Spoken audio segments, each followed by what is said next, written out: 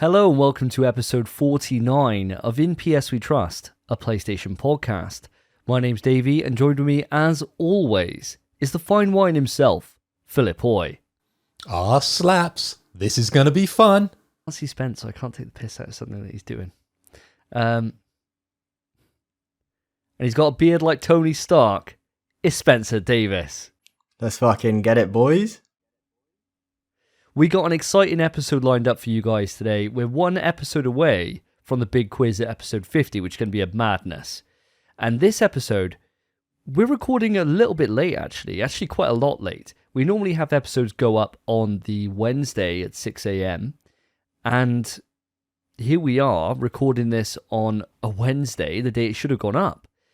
And that's due to the insane heat that the UK experienced on the weekend. So apologies for the delay with the episode, but we could not sit there in essentially hellfire and record. It would have been painful as all hell. So we decided to look after ourselves, delay it by a couple of days. So sorry that you're all gagging and frothing at the gash for this episode, and I've kept you waiting for that length of time, but just the way it had to, it's just the way the cookie crumbled. This episode, what we're going to be going through, we got a stack of news when it comes to EVO announcements, which we're moving into their own topics. We're going to discuss everything that came out from EVO and talk through the tournaments themselves and if we actually managed to have time to watch it. We're also going to be talking through a load of news when it comes to new games that have been announced, games that have been delays, and some showcases for you too. Loads of stuff. But first, guys, we always start the show here with a question. And it's come back round to me, the question master himself. So guys, what I want to know, how many 4-year-olds could you take down in a fight? Now there's a few rules with this. I imagine you're in an alleyway, which is closed, like a dead-end alleyway. Kind of like, you know, when Martha and what's his face? What's Batman's parents called again? Martha and Thomas. Imagine Martha and Thomas Wayne when they got shot. Imagine that, but it's you, and you've got like 100 little Bruce Wayne kids who just want you, right? They'd want blood. Now these kids, they cannot run away and get scared. So it's a fight to the death, or just till knockout suitable, where they can't fight anymore. How many do you take out before you get taken down by 4-year-olds? Spencer, we're coming across to you first. Right, I've thought about this question before. This is quite a common question in some conversations. Well, I've had a plan for this exact fight for a while. So I think I could take at least like 70, maybe up to 100. Oh my, you're going big. You're going big numbers straight away. You ain't playing games here. You're saying 74-year-olds that you could take out before they get you. So talk me through how this would work then. I imagine they're coming in waves of, say, I don't know, 10 at a time. Let's say. So a 10 strong. Not like one. If it was one in a straight line, you could go all day, couldn't you? You know, just literally just lamping them left, right, and center. But if you're talking 10, so there's quite a wave of them, I imagine that's when it becomes a little bit more of a challenge. So how do you deal with that first wave? Talk me through it. Talk me through your plan here to go 7 waves deep on this. All right, well, to be fair, I thought it'd be like 70 at once. If they're waves, it could go way higher, easy. My plan, or my theory for this fight, would be, you see 10 of them walking up to you, right? Or they're squaring up, they're coming to steal your pearl necklace and whatever. What you do, you just eye up, you find the skinniest kid, the skinniest one, grab him by the ankles, and now you have a weapon. And you just smack the other kids in the head with that 4-year-old. You just swing him like a baseball bat. And then if you do get like surrounded or something, just start spinning. What are they going to do? Do you know how hard a human skull is? They're going to get knocked out easy.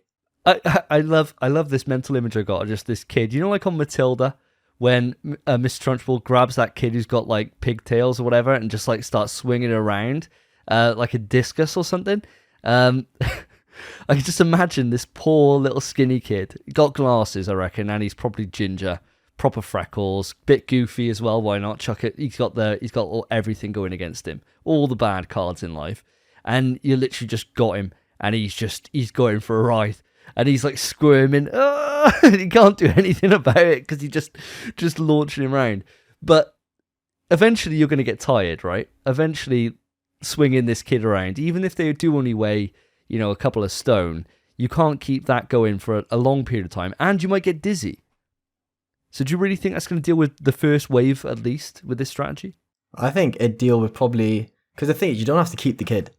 What you do is you just keep that kid until you see a lighter kid or a different scenario. Like in COD Zombies, in between rounds, you get like maybe a half-minute breather. As soon as you're done with that kid, you just yeet him as far as you can. Maybe clap him in the head before you chuck him, just to make sure he's knocked out. Then you get your 30-minute breather. You jump it off, shake it off. You're like, ooh, okay, next round, let's get it. This ain't going to be 30 minutes. I'm thinking it's literally just as soon as one goes down, as soon as they're all down, right? It's just like the next one's out. The next wave just runs straight in, right? We could make it harder. We could say there's like a time limit on it, like a Royal Rumble in WWE, where like a new wrestler comes in like every couple of minutes or whatever. It could be like that with the waves. So it just gets, if you haven't dealt with that wave of 10, there's more of them coming, right? And now you're dealing with say 15 kids at one time, and then if you haven't cleared out those, it gets just progressively harder like that.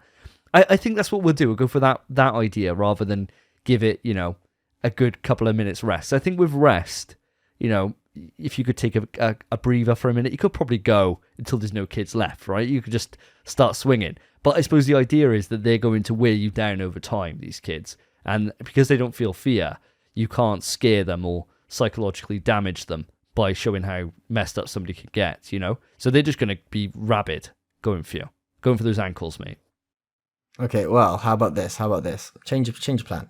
If they're coming at you in waves of 10, this is the theory. Even if like maybe there's a 30-second or a 1-minute interval between each wave, all you got to do, they're 4. They're literally 4. They're going to go down so easy.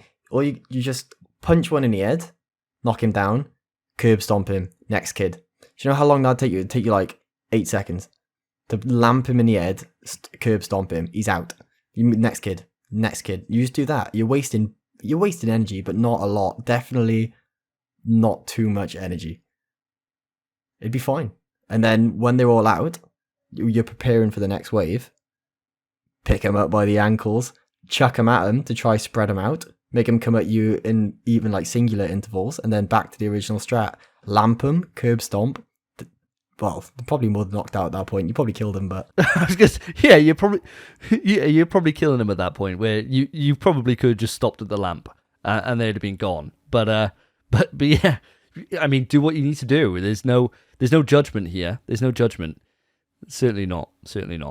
I do like that strategy. I like the thinning them out approach. I think that's a good one. I think we'll circle back to this in a second. I want to go to Phil and see what kind of number he's pulling out the ether here. You've set the bar quite high here, going to 70 to 100 kids. I think that's quite an impressive number, that. What about yourself, Phil? How many do you reckon you could take out before they swarm you? Well, this is a turn up for the books. I definitely didn't think I'd be talking about killing kids at the start of an episode, but hey, here we are. Hey, no one said about killing. You can just knock them out. Knocking out Street Fighter kids, rules. Knocking oh out yeah, kids, they always get back up. That's totally fine, isn't it? Ryu never dies. I'm sure there's no Imagine long, the amount of times no he's been knocked down. You don't have to worry about concussion in Street Fighter. I think it's the same on this universe as well. I think eventually everyone walks away happy, but unless Spence is actually curb stomping their head, in which case they may not get back up. Okay, I feel a little better now you've explained that. Right, I've got 2 questions for you. My first one is, am I allowed weapons in this fight, or is it just bare knuckle? It's just bare knuckle. There's no weapons allowed. Okay, well, I've got a backup question, because I thought you would say that.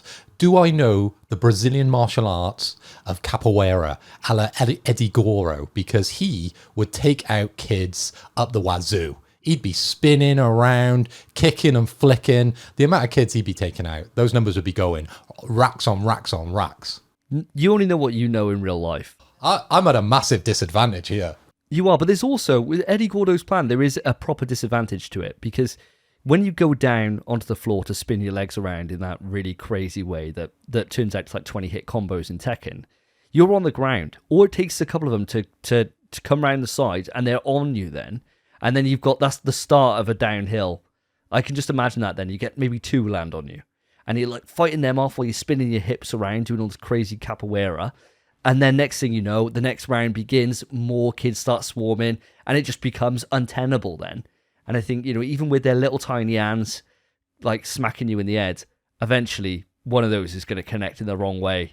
And I wouldn't want to be down on the ground doing capoeira. That's for damn sure. Okay. Let's stick to what I know then, right? And I do like the idea Spence brought up about using the kids against each other. And as you know, Davey, I'm an absolute god on Wii Sports and Wii Sports bowling. I'm not going to bowl a perfect game because they're children and they're going to be moving about. But if there's any 7-10 splits, I'm hitting them. I'm hitting that kid off the backboard and right round the other edge and knocking that kid down. If my math is right, a perfect game is 300, right? So that's 12 strikes with 10 pins. So by my math, 120, I reckon, 4-year-olds I could take out if in a good game of bowling. Oh my God. You guys going so crazy high with these numbers. Now, I've got a 4-year-old. And the reason I brought this question up isn't because I fantasized about beating the shit out of my kid. The reason is, I was in Alton Towers on the weekend, and it was boiling hot. As I've said, it was hotter than the sun. And all I had to deal with, my son was being well behaved, being a good boy. I had these kids around that just do not understand queuing. And it gets to a certain point, right, where I thought, if I wasn't hydrated, maybe if I was at the end of my rope, things weren't going well. There's only so many times you could be cut up in line, and you're telling your son not to do that to other people, and it's happening in front of you, and you think, oh, someone's just going to get it. And it's over, right? And the thought does cross your mind. The thought does cross your mind. Obviously, you wouldn't act on it, but in this scenario, we can. For me, lads, I think I could easily go for a solid 60, 70. And I think, I don't know if I could get to the hundo.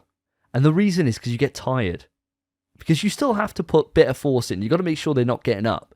So you can't just do little swings and throw like when I throw my son around, play fighting with him, I'm knackered. I'm knackered after 10 minutes. I'm like, oh, Jesus Christ. And I'm not trying to hurt him. I'm not putting that much force in. If I was lamping someone into a wall or chucking them across the street, into each other, you got to put so much force into that. Just imagine how good they would sound, though, when you hit that perfect strike. You've just thrown a 4-year-old down the street and he's just knocked over 12. You'd be celebrating, wouldn't you?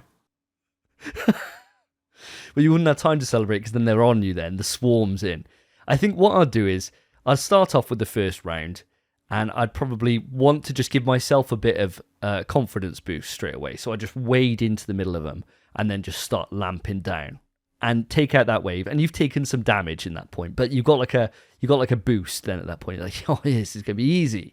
And then you're like, you've laid down that 10th kid just with a straight, just like a, ooh, like a doma. And they're just like going down like this, like when that's the floor. And they're like, that's the head. And they're like, and then like legs go up because their head just hits the ground so much like in anime. And after 10 of those, then I'd probably want to change tack. Then I'll start circling. And I think like, on COD when you do when you're evading zombies and they're just running at you, the kids are too stupid to think otherwise, right? So they'll start following. And then you just literally just using your range then just to get the odd smack in. And it might not down them in that one hit 'cause you can't put all your force in. But you just keep the train going like a zombie train. And that'll be my strategy, I think, for dealing with this. I think I've thought of a new strategy because I've thought 4-year-olds are quite short, right? They're not very tall. Bro, a knee to the face. Do you know how much that would hurt? And it'd probably knock them out. You wouldn't actually have to exhaust that much energy. Just bam, knee, bam, knee, bam, knee. And I'll tell you what, if you do somehow manage to get to the last kid, no matter what the amount is, that last kid is getting treated like Loki did by Hulk in the first Avengers film. He's getting thrown, absolutely slammed to the ground, and not just on the ground, onto the corpses. Well, I won't say corpses, onto the yeah, unconscious bodies. Fucking psychopath. They're already out of the game, and you're already just fucking going in and killing them. It's got to be done. You got to make sure they know. They get back up and run away, or they stay there and die. That's the way it's going to go. they can't run in this scenario. They're not scared of you, right? So they're literally, you're looking at them. You know, like when you did that advert, Spence, and you rolled your eyes in the back of your head? Like, these kids are like that, right? They're like lying on the ground, like maybe convulsing a little bit. It's just really fucking knocked them out. And then you're just going over there, just putting the boot down in the most savage way. So savage. Oh, man. Well, I like the strategy. I think the knee's a great choice. I think you got to use everything at your disposal. The elbows are always really good as well. When they're close range, you know, you can't be throwing out jabs then at that point. You got to be just going in there with these little motions, right? And just really going for getting every body part working. You know, like on a one-man band where like they got like the drum on their back, hi-hat on their head, and they're like this all the time, like doing this kind of thing where they're like playing all these different instruments. That's what you got to be doing. You got everything's a weapon then. You got two elbows going out, you got your head going down for nuts, you got your knees going like this. Like, you've got everything going on, and then you're just a force to be reckoned with. Either that or the windmill approach. Just a classic windmill. There's not much they can really do about that, I don't think. So you wouldn't go for the Zangief spin there? You would go windmill this way round, rather than this way round? I think that I don't want to expose my back. I'm worried about them just climbing on top, because I think if as soon as they somehow climb on, I think then you've got to worry, because you've got to get them off, and that limits your arms are out of action then. So then you're just fully down to the knees then, aren't you? And I think you're dicing with it. I think in that scenario, say you've got a kid on your back, like pulling at your ears and shit, biting your head. I think you just jump. You just jump and fall backwards in the air and just land on them with all your body weight. Because that little idiot got a bite in, you stand up, turn around and give him the little steel toe to the head. The problem is, I think as soon as you're on the ground, you're asking for it to be a swift game over then. Because by the time you fight him off, the next wave is there, you're back on the ground again. It'd be like MMA rules. I reckon it won't be long before one of them learns to get you in an arm bar. And then it's total GG's then at that point, boys. If you knock down enough, surely you would just be walking on top of these bodies that are lifeless with their eyes in the back of their head. So you said we were in a narrow alley.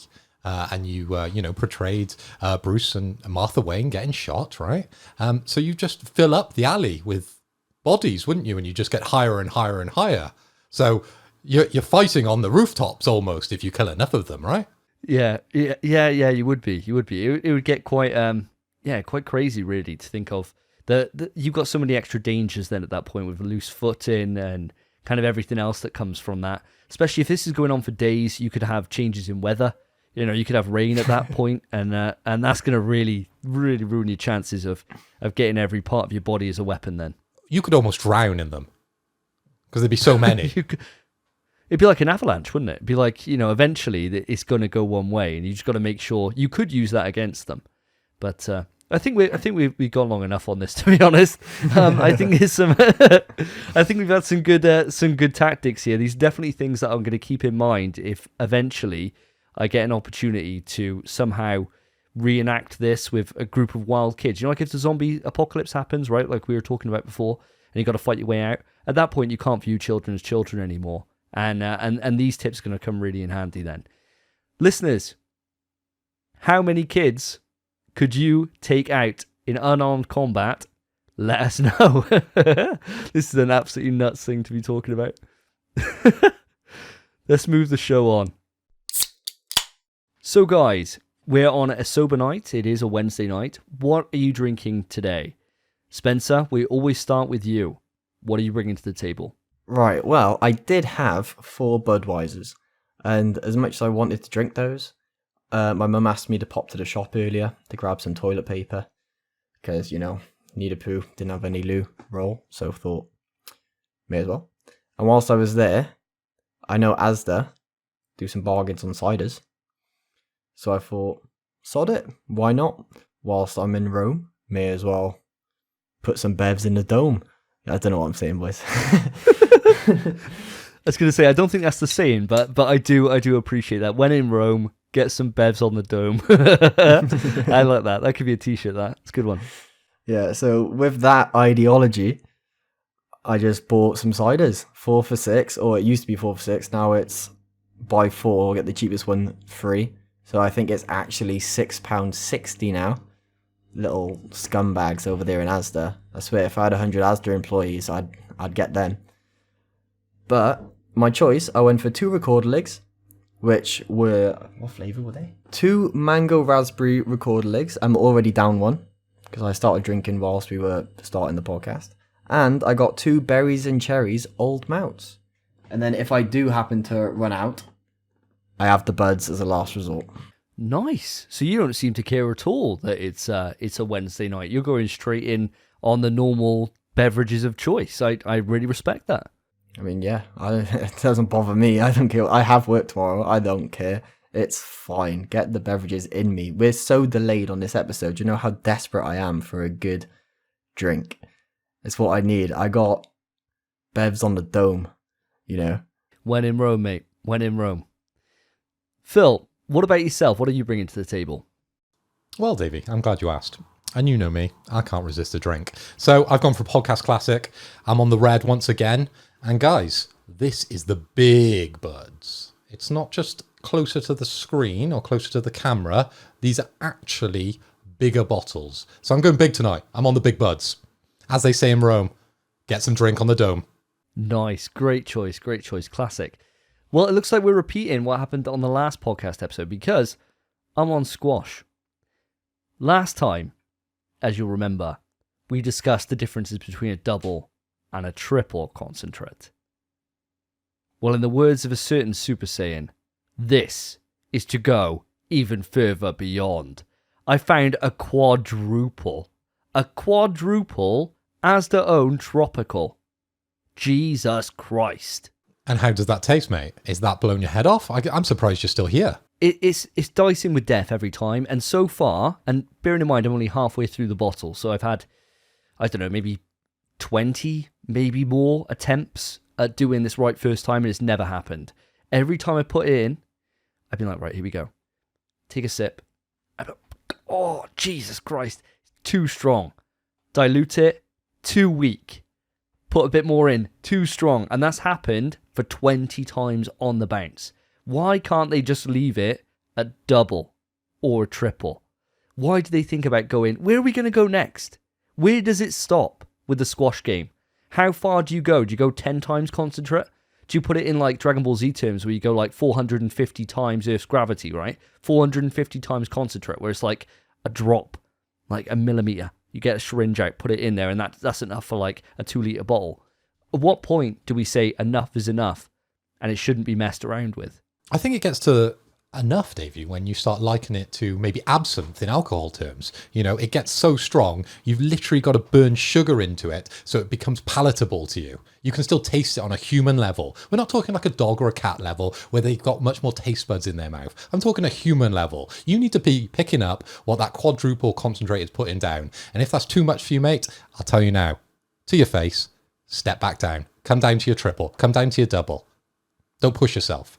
I think I might have to. I think I'm going to do the rest of the bottle and see how it goes and see if I can master it. I think the worry is, and this is a worry for me, what if I get used to the quad and then I go back down to a double? Or God help me, a single. How am I going to be able to adapt to that? I suppose this is the level of squash game that I need to get to, is that no matter what someone throws at me, I get it right every time, first time. And that so far is a mountain that I cannot climb. One day I will. But today is not that day. I'm wondering, though, is there an equivalent for an alcoholic when it comes to squash? Because you could be that. You could be the first culprit. You could be patient zero with this. You've gone too far, mate. Robinsons, get me on staff. We will work together and we will crack this code together. But that's enough on squash. Let's move it on to what we've been playing. This time on InPSwetrust, what have the boys been playing? So guys, it's been 2 weeks since the last podcast episode and I'm desperate to know what you've been up to. Spencer, I'm coming across to you first because last time you made a promise to the audience. You said that you were going to get the platinum on Teenage Mutant Ninja Turtles Shredder's Revenge. Have you managed to do it?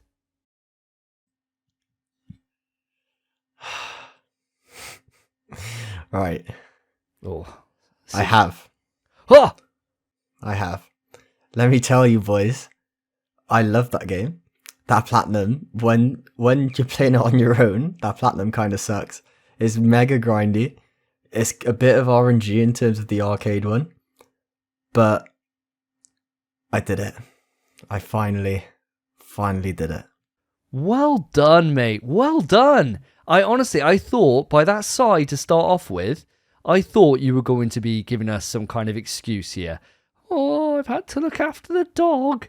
Oh, it's so hot in my room that my PlayStation melted. You know, I thought there was going to be something, but you've shocked me. Wow, well done, mate, because you're right. It's definitely a grind when you're doing it solo. How did you get through that entire process? Did you have a strategy that you used? Mine was podcast. I put a podcast on, just listened to that and kind of just lost myself in it. And I found it repetitive, but still overly quite fun to do while listening to a podcast.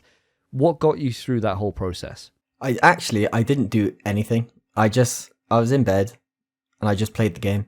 I kept thinking about right, only 6 more levels. That's all it's going to take. That's fine. Only 8 more stages and I'll be done. And then after thinking like that and it making me hate the game, I kind of thought, if I just beat the campaign with this character, it only takes an hour and a half. That character will be done, regardless of if I'm keeping track. So, sod it. Just stop paying attention and just enjoy the game. And that's what I did. And then I got max level with the last maybe 3 or 4 characters. I think it was Raph, Casey, April, and... oh, it might have just been those 3 actually. I think it was just those 3 I had to do. And I did that. And then, praise the heavens, I actually... every single time I've tried to do the arcade trophy online and find players, I've been doing it at 2 a.m. And that's been a big mistake. I did it at 4 p.m. And I found a gnarly or hard mode arcade and they were 95% through. They were on the final boss, literally just starting the final boss. And I hopped in, I helped out, no damage, and I did it. Well done. Well done. I mean, this is the thing how I got my my version of that trophy was when you were over actually, and we just joined one that was kind of at 90% or something, and it worked out, and it was a godsend because when you and me tried that arcade run, just doing it just the two of us, I think we got as far as maybe like level 10 maybe. We certainly couldn't go all the way, but that was way before we'd done our grinding and really kind of mastered the game. So we could probably do it now, but even so, it'd probably get a little bit rough. Well done, mate. Honestly, that's fantastic. So have you been playing anything else, or was that kind of taking up all of your time the last 2 weeks? Yeah, I was going to start with this, but then you asked me the question. So first, I'd like to apologise to the listeners and to you boys, because last episode, I did promise I'd platinum Turtles, but I also promised I'd platinum Stray. I haven't. I have not even touched Stray since last episode, and not because I didn't want to, but because that Turtles grind has been in the back of my head, taunting me like a devil on my shoulder, screaming at me every day, and I had to get it out the way. And my missus was going to come pick me up to stay over hers, and I had to tell her, not yet. Don't come pick me up yet. I'm playing Turtles. I'm getting this platinum done. She was like, oh, what time, Spence? It's been 3 hours. I'm like, shut up. Shut up. I'll let you know, and then just come get me. It's fine. And then after I'd maxed out all the characters and I just had the arcade, I saw that one game and I was like, okay, come get me. It's fine. If it's not a gnarly game, then it is what it is. I'll just leave the platinum. I thought I'd try to do it early today if I didn't get it, but thank God I did. But because I went over my missus's house, I didn't have time to play Stray. And for that, I have to apologise. I do want to play the game. I'm looking forward to beating it and platinuming it. I know it's going to be a fun experience. I just haven't gotten to it yet. Phil, you and me, we entered a doubles tournament for Multiverses, didn't we? We've actually been playing a little bit of it the last couple of weeks. Not as much as we probably would each like to do, but how are you finding it? How are you finding the game? I thought we agreed not to talk about this. This was the section where I was going to go, actually, I haven't really been playing a lot, actually. Let's not talk about Multiverse and that tournament we may or may not have entered and bottomed out. Because Finn swinging that bag and the one-man army, which is Taz, didn't stack up against people who've been grinding the shit out of that game. Hey, it's early days for you yet. This was like your second ever time playing it. No problems here. It's just the way it goes, right? You can't get worse than O2. So it's only up from here. You know, we can't get any worse. That's one thing that's a damn certainty. So never mind. But how are you finding it? How are you finding the game? Obviously, when me and Spence were talking about it originally, when it comes to like the open betas and all the different times that we've tried it previously, you never seemed too interested. But we finally convinced you to try it. What are your thoughts on it? I mean, that's a good way of looking at it, isn't it? You can only go up from here. And it kind of reminds me of, you know, when we first got into the Smash scene, we first started playing Street Fighter. You're going to lose a lot when you first start playing a fighting game. But that's where the enjoyment comes from, is sort of finding yourself better every time you play, picking up new things each time you take on a new opponent. And yeah, actually conquering that and moving up the rankings a little bit. You know, when we were playing online, Davey, you know, Team Adventure Time, we were slapping kids. We were doing really, really well. You know, me as Finn, you as Jake. That was really, really fun. I'm really enjoying the game, and I'm looking forward to, you know, when we jump back on. You know, it's hard because we're a trio in the podcast, and we kind of need that fourth person. And Willard has been, you know, jumping in a little bit with his Bugs Bunny, and I think we've got to run that back. Me and Spencer versus you and Willard. Let's go. Always up for running it back. There were some good games in there, and especially now we've got like a load of balancing that's happened, and there's been some big changes. I'm looking forward to diving back into it myself over the next week or two. Now, on the last episode, Phil, you also mentioned that your Steam Deck had been posted out. Has it arrived, and what are your thoughts on it? I know this is a PlayStation podcast, but yeah, it's arrived. Da da da da da da da da da da. Ba ba ba ba, and I better not drop it because this would be hilarious on the podcast. Da, da, da, da. There is my Steam Deck in all its glory. Oh, you can hear the crowd right now, can't you? Whoa! Is it bigger than a Switch? It looks bigger than a Switch. Is it? Yeah, it's wider and taller. The screen's bigger. It's an adult Switch. I think that's how people are describing it. It's Switch for the adults to play. So I ordered my Steam Deck 18th of July 2021. And it arrived on the 1st of August 2022. So that's a year and 13 days I've been eagerly waiting my Steam Deck, and it's been painful. Because a friend of mine who works in the industry will remain nameless, because I'm sure he'll love this if he hears the podcast. He bought one. I think through StockX or maybe CX, and he paid through the nose for it. And he's been rubbing it into me for the last 6 months that he's had one. So I'm pretty glad now. I stuck it out and I actually got it the legitimate way. He's got one on back order as well, but it hasn't arrived. I ordered mine before him. I went for the mid-range option. So that was the £459 with the faster storage, the 256 gigabyte of NVMe SSD hard drive and a carry case, which is very nice actually. And on my recent trip to Germany, I actually put it on my top of my carry case, and I turned a few heads, definitely, because it's new. Not many people have got them out in the wilds. So as soon as I brought it out in the airport or when I was flying, people were turning around and going, "What's that? What's that? What's he playing? What's he playing?" And I'm like, "Steam Deck, bitch! This is my Steam Deck!" And then they knew. Everyone on the plane knew. So far, I've been playing the Desk Job, which is your tech demo. By Valve, which is very nice, a free game. This showcases the controller's functionality and is set in the Portal universe. So Spence, you'll probably enjoy this if you ever get a chance to play, and I do recommend you do when you pop over my house. I've also been playing Transistor, which is an action role-playing game by Supergiant Games. It's a game I was always looking to revisit. It's been out quite a long time, but it was perfect for me to sort of jump in and out of while I was flying over to Germany, just like an hour here on the flight there, and then in the airport a little bit. Overall, the tech checks out. I can see the potential in this. The amount of games that are classed as on deck, they're limited at the moment, but I think with time that will grow. And as you guys know, I'm a sucker for mobile gaming, so I was going to love it anyway, even if it is shit. But it is good. It's really good. I just hope this means that the Steam Deck now, you know, broadens out the market. The very limited market, because it's very difficult to buy. As I said, my friend had to buy one through CEX or StockX and paid through the nose for it. This will encourage PlayStation and see the potential in the mobile market and hopefully pull their fingers out and give us the new PSP or that Vita. Come on, PlayStation. I mean, that's the dream, isn't it? I really hope that they can start eating into a bit of Nintendo's lunch, you know? They could just start taking a little bit of it, which is enough then for PlayStation to think, why are we seeding this to them? And that will be the kind of thing that I think, do you know what, this is worth us getting back into this race.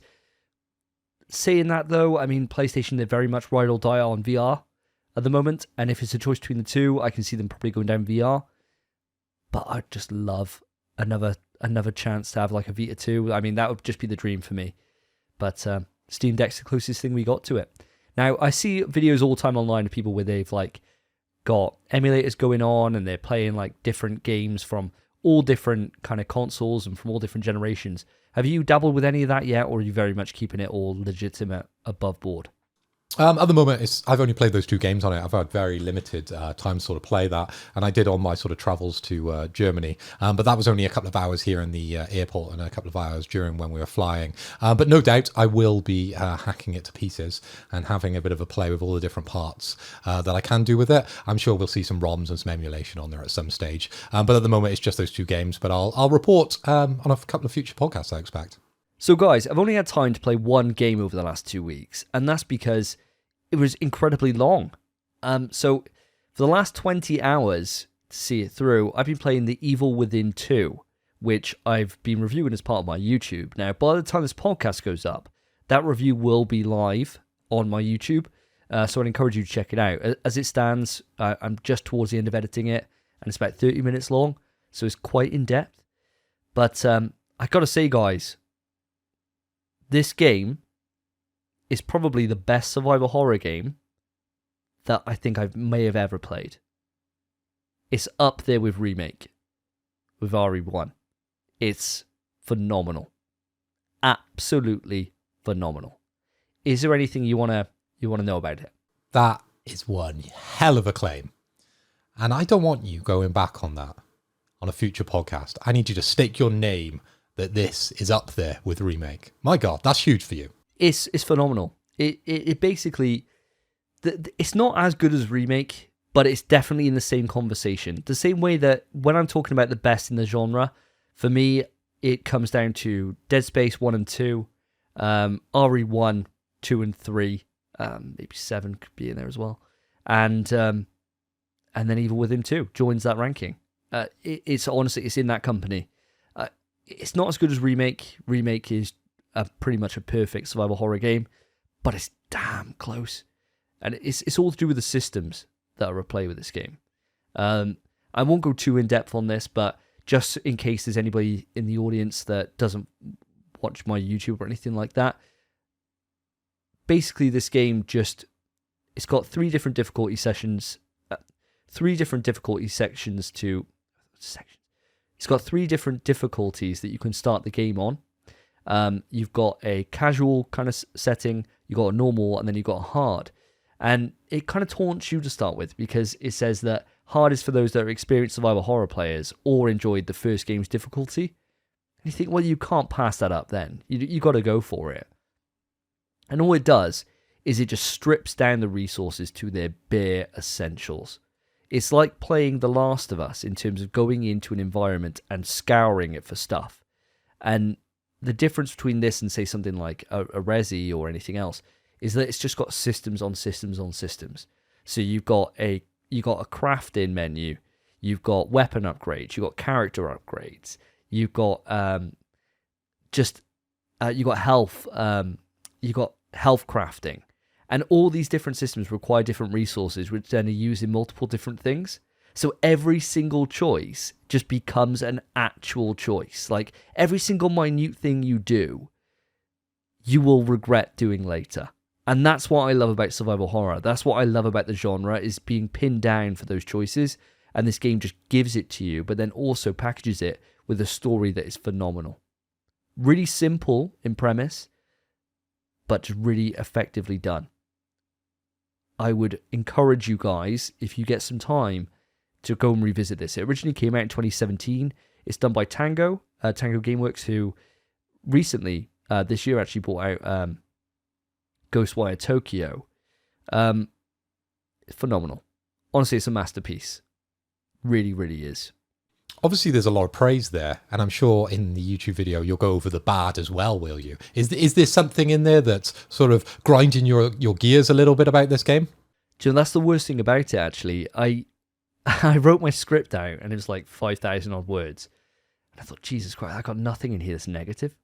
Like, everything is overwhelmingly positive in this. And I had to really rack my head to think, there's got to be something that I don't overly like. And I had to really think about it. I really had to think about it. Because there really isn't that much. I mean, the enemies are a little bit generic. So a lot of the designs, you can tell that they've played Left 4 Dead before. Because they seem like as if they've been ripped straight from it. In terms of, like, they got characters that are big fat guys who explode when they get too close to you. Left 4 Dead. They got these kind of women that walk around with knives that as soon as they spot you, they shriek and they run at you. Witches. There's that kind of influence is like really obvious to see. But that's kind of about it. That's really about it. It's such a strong game that whenever you think about how much we enjoyed Horizon, and even with that enjoyment, we were both racking off things left, right, and center in terms of what it could do better, what it failed at. To have something where you're kind of confronted with this and thinking, Christ, I can't really think what they could do to improve, is praise enough, you know. And honestly, if this was a game that came out this year, as it currently stands, to be the best game I played this year. It's easily would be. It's a super, super strong game in every single way if you enjoy survival horror. And I think the difficulty that I chose it on was the reason why I've come to this conclusion, because it just brought all those systems to the forefront, where I think on normal difficulty and reading online, it's quite an easy experience. And so I think then at that point, the systems would be quite hidden under a few different things. But for you guys who like survival horror, and for anyone who listens to this and does as well, 10 out of 10 recommendation from me. It's phenomenal. And it's another sequel. There's something in that, isn't there? The second version of a game always get better. Always get better. Maybe that's going to be a future evergreen topic for us. The best of sequel games out there. That'd be quite a good one to talk about, wouldn't it? Mm. Couple of outliers, but yeah, I think you're right for a lot of that. And on that note, I think it's time for us to move it on to quick news. Quick news. Okay, listeners and viewers, it's that time of the show. Once again, we are on to quick news, where we challenge each other to do impressions of video games. Before we read out the quick news, if we fail, if we are the worst, voted the worst at the impression, then we are due a shot. And I believe those shots will even be done tonight, or they'll be done on the next episode, episode 50, the big quiz. The big quiz. So Spencer, I've been giggling about this one all week, and I'm always thinking outside of the box. So here is your first impression. I want you to do your best impression of Mohamed Salah from the popular video game FIFA 2022 when he scores a goal. I don't watch football, let alone play FIFA. I don't know, what's his celebration? Just got to go for it, mate. Just score a goal and celebrate. Why'd you do this to me, man? I can't do normal impressions, let alone these weird ones you come out with. What am I supposed to do? It's from a video game. It's a character everyone knows. Just score a goal. Score a goal and celebrate. How would you celebrate if you scored a goal in the Premiership and you were on £450,000 a week? Christ. I feel like Mo Salah, he's quite a tactical player, yeah? He's not about them risky shots. So what he's done, he's ran straight through kind of like a Mario Strikers-esque thing. He's flipped over the goalie because he's skillful like that. Same as me, I'd do the same thing. And he's just tapped it straight in, he starts running.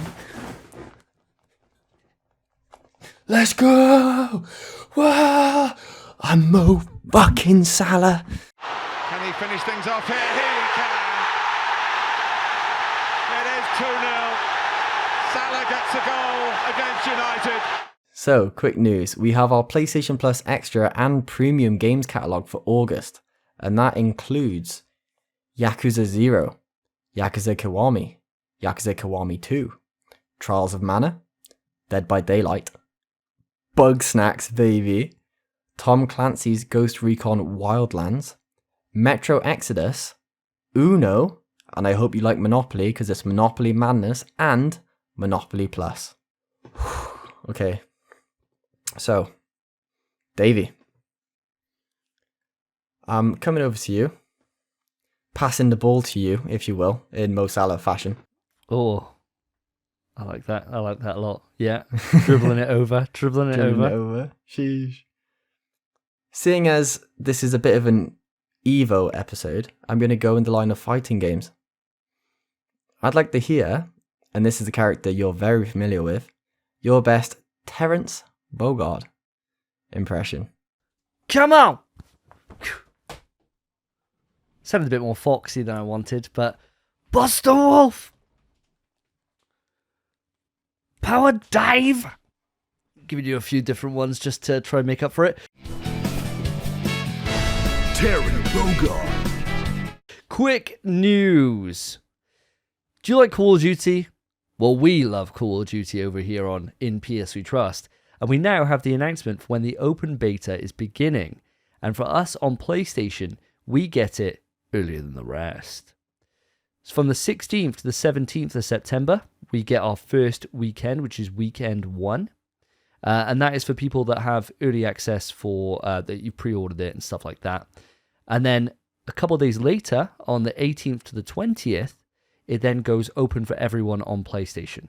So that is the first time that if you haven't pre-ordered the game yet, you can go in, try it, see what you think, and make a decision going forward. We then get another weekend, which is the 22nd to the 23rd of September, which is for early access on Xbox, PC, all that jazz. And that runs then through all the way until the 24th and 26th, which is then open across all platforms. Really exciting times. Definitely going to be logging into that day one and checking out some Call of Duty.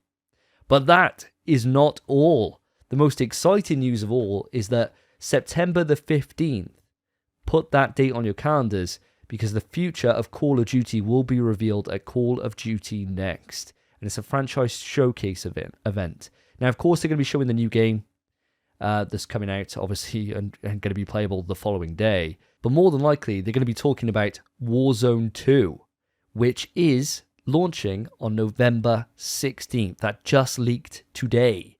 So, actually, in a way, we're quite glad we delayed this. Now, guys, with all this COD news, are you going to be excited to check out the showcase, and are you going to be taking part in the open beta? Spencer, coming across to yourself first.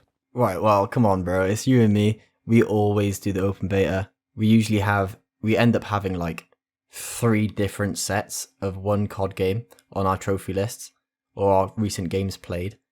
I have like 100 hours on the last Call of Duty, even though it's split over 3 different versions because I had the early access, the open beta, and the full game. This time, I'm definitely going to be jumping into the open beta. However, I don't think I'll be pre-ordering for the early access just because those dates fall in line with when I'll be in work. So I wouldn't really get much of a chance to play them anyway.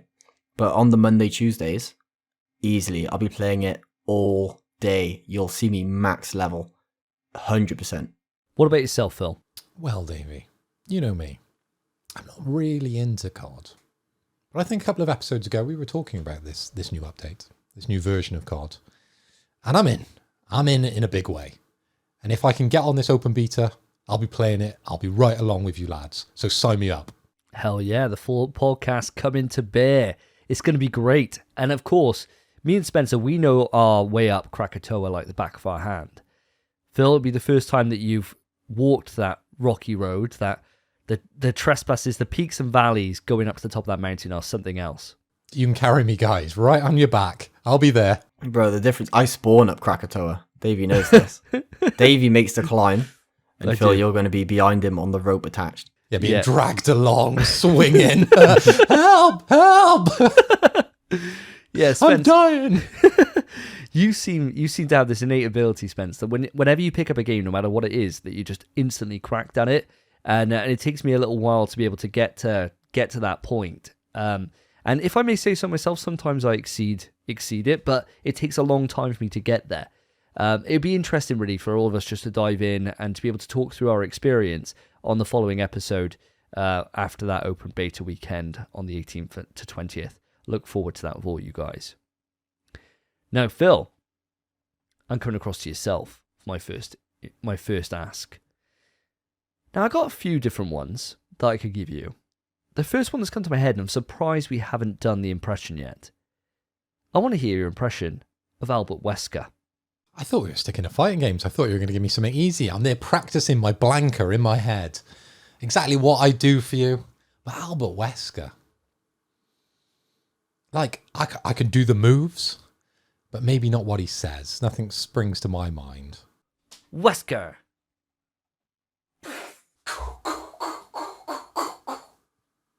Your feeble attempts only delay the inevitable. Quick news. Now, guys, get your diaries out because I've got some important dates that you will not want to miss. We've got Gamescom 2, our showcase, announced on August the 23rd. We've got the Tokyo Game Show date added to your calendars. This is our favourite publisher, Capcom, is going to be there. And then we've got Marvel and Disney Game Showcase announced for September the 9th. Look out, guys. Okay, going back round, Davey, here's your punishment. Now, I've been watching quite a lot of Third Strike because it is the EVO weekend. Or it has just been the EVO weekend past. And I've been watching a lot on the Maximilian Dude's YouTube. And he's been playing quite a lot of 3S recently. Now, I want your best impression, and you can use some props for this. You might want to turn the lights off for this one. Wink, wink. I want your best Akuma. Die 1,000 deaths! Oh! Quick news. Season 1 of the hit game MultiVersus has officially begun on the 15th of August. Now, that has launched with a brand new 50-tier battle pass for you to earn in-game rewards. And some of those costumes, I've got to say, are great. Seeing Taz in Space Jam uniform, seeing LeBron James wearing Robin's uniform, class. Now, Morty will be joining as a character on August 23rd as part of Season 1. And as shown as part of the Season 1 boot, when you actually boot the game up, Black Adam from DC and Stripe from Gremlins will arrive at some point across this season. So we got some good stuff to look forward to for all you MultiVersus fans out there. Spencer, going back to yourself, I would like, and this impression, I am chucking you a bone here. Sam Fisher from Splinter Cell. There's one iconic noise that you associate with that character, and it's the sound of his night vision goggles coming on. I'd like to hear that sound, please. I don't know the exact noise. I imagine it kind of sounds like the codec in Metal Gear. I've not played Splinter Cell, just so you know, but that's the noise that's stuck in my head. I'm just gonna fucking... Brrr?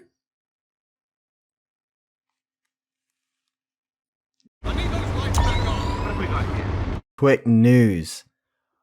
Hogwarts Legacy, that game we heard about oh so long ago, eons ago, back on the launch of the PS5, has a date. It will launch on February 10th, 2023 for PlayStation, Xbox and PC. There is a Nintendo Switch port, however, the launch date hasn't been revealed yet. It will be revealed soon. And the team is excited for us and you, the listeners, to play it. But they've said they need a little more time to deliver the best possible game experience. Now, boys, I don't know if you remember this game that kind of took the internet by storm when it was first shown. What do you think? Has the hype kind of died? Have they taken too long? Do you think this delay was probably necessary? What are your thoughts on this after the recent announcements? Yeah, I mean, I don't think it's killed any of the buzz, if I'm honest with you. Like, you can't really trust Twitter or anything on this because J.K. Rowling, the Harry Potter name at the moment, is just kind of just caused a lot of problems for people. So Twitter reaction, I don't think, is a true reflection of how well this game's going to be received across the wider scope. I mean, places like Kotaku and that, they're going to tear the game to shreds because of any potential link to J.K. Rowling. But most members of the public don't really give a fuck. So I don't think it's going to have too much of an impact. I think the reason why they've moved it out is because it was launching around the same time as God of War. And all we're seeing at the moment is people move the fuck out of the way.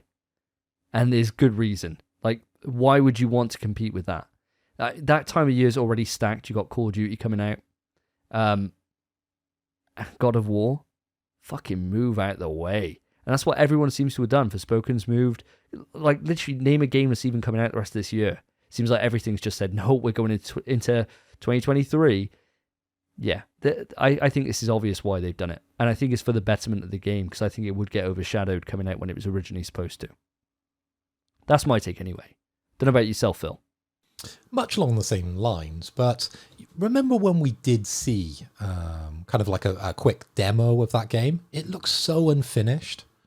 So it's kind of inevitable that it was going to be delayed, because if they had launched with that, any kind of gamer, someone who's played games in the past, is only going to get into that world, and they'd have to love it just for the IP, because it wasn't a full game from what we've seen. But I think the timing, it's not going to matter at all.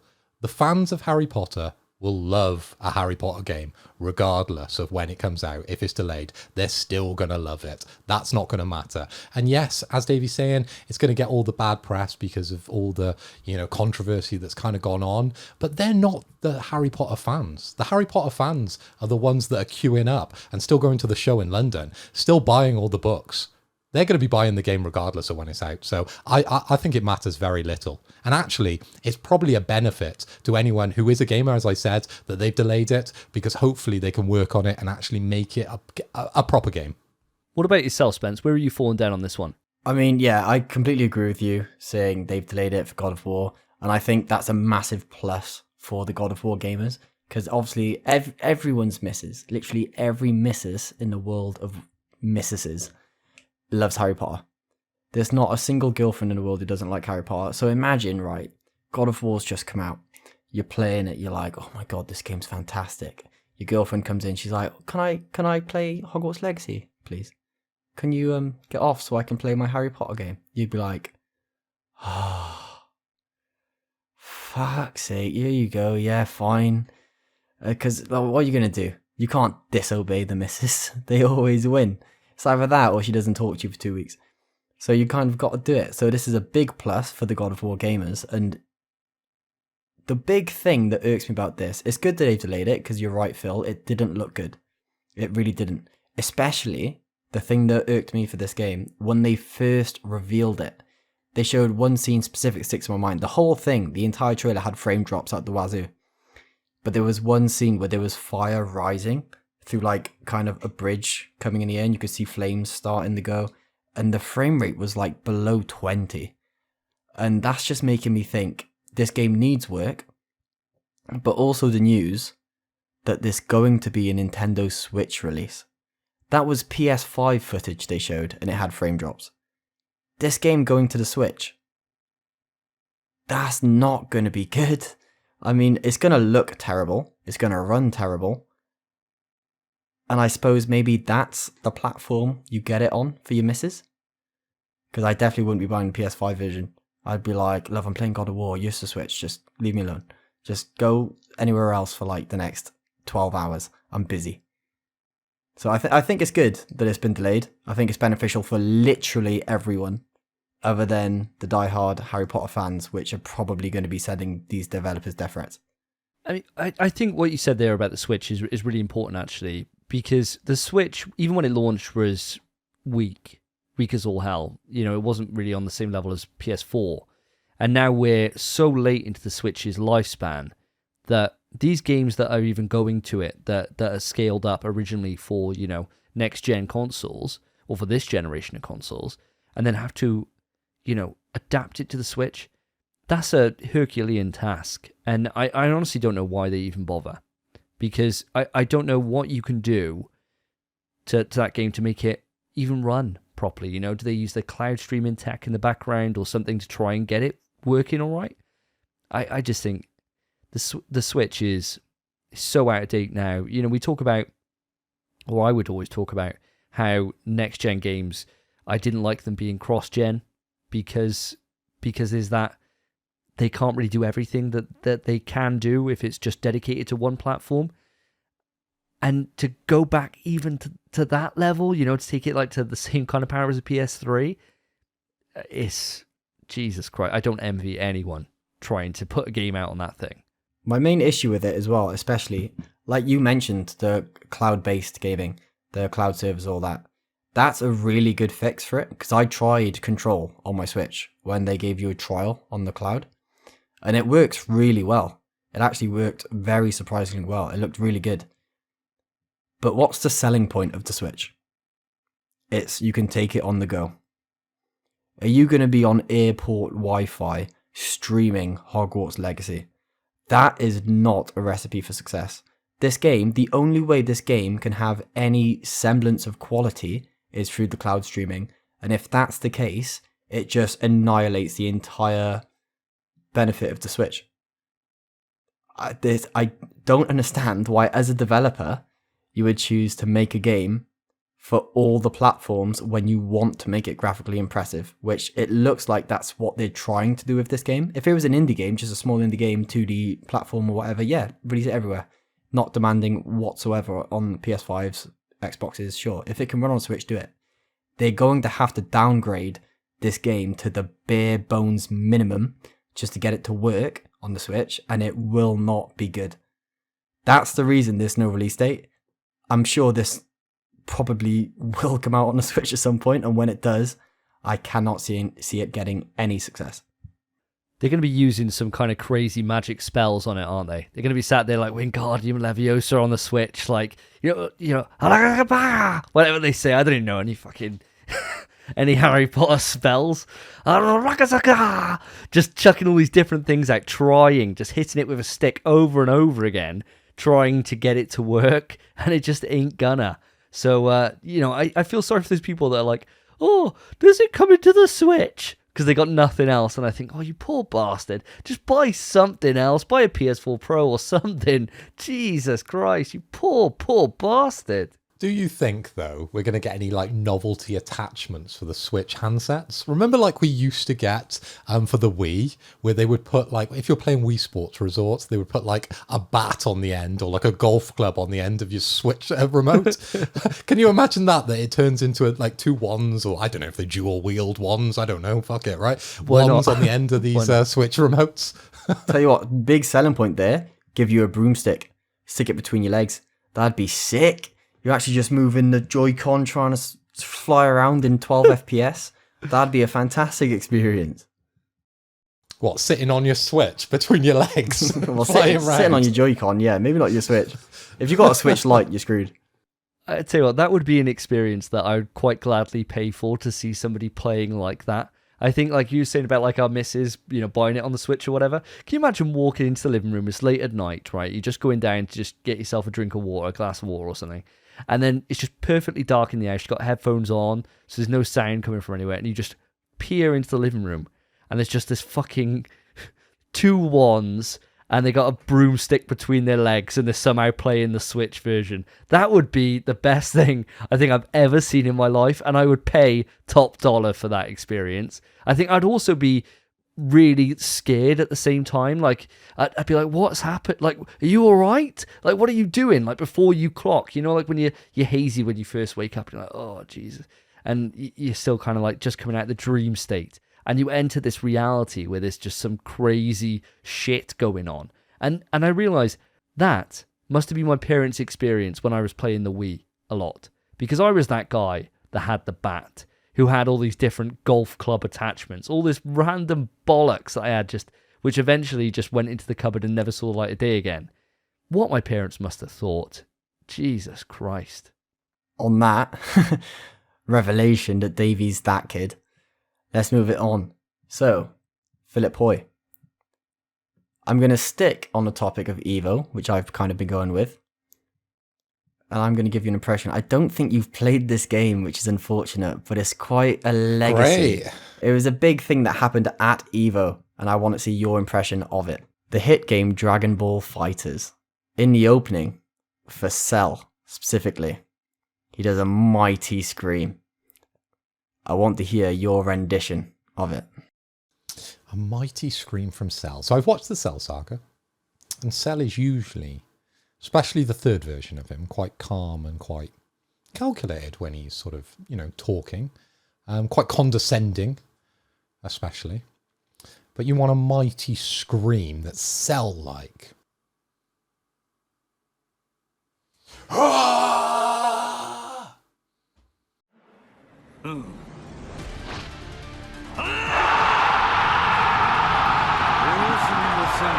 Yeah! This is no game!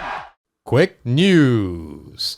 Marvel's Midnight Sun has been delayed past its previously announced October release date, unfortunately, guys. No new date has been given. There it is. Was anyone actually interested in the Midnight Sun? Not sure where it really fits within the MCU movie release schedule. I haven't seen a release date for that movie. But we haven't really seen Blade yet in the MCU. I know we've heard them in the Eternals movie. But outside that, we haven't really seen a lot from the Midnight Suns. I think that's still in the works. So maybe the release date being knocked back is related a little bit to that. What are your thoughts, Davey? I know you're a big Marvel guy. Yeah, I am a big Marvel guy. Midnight Suns, the trailer was sick. Like, when it was first shown, it was so good. Seeing everyone kind of walking together, seeing Wolverine's design, I thought he looked great. But I'm just not a big fan of XCOM. And it's an XCOM kind of game.